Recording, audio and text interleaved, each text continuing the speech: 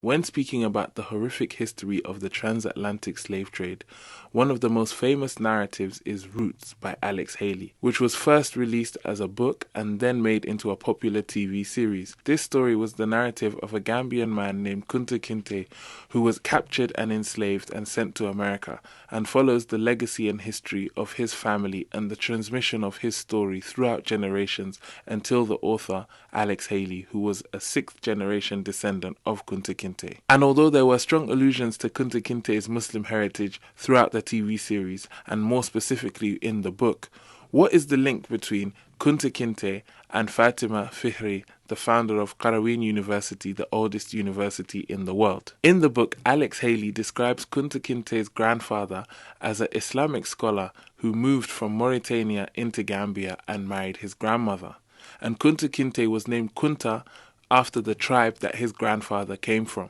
This Kunta tribe were the descendants of a famous Sahaba named Uqba bin Nafi', who accompanied his uncle Amr bin As during the Arab conquests of North Africa. So Uqba bin Nafi' and his uncle Amr bin As were both famous companions of the Prophet Muhammad ﷺ and members of the same tribe as him, the Quraysh. Uqba accompanied his uncle Amr bin As during the conquest of Egypt, where his uncle settled on the banks of the river Nile and established a city called Fustat, which later grew and became known today as Cairo. Uqba bin Nafi' continued to travel inwards until he arrived at Tunisia and established a city called Karawan, which became a center of Islamic learning and a prominent place of travel and study for Muslims across North Africa. One of Uqba's descendants, Fatima Fihri, then traveled to Morocco, where she established her own masjid, which became known as the Masjid of the People of Karawan, or Masjid al-Qarawiyyin. And the Kunta tribe, which Kunta Kinte's grandfather came from,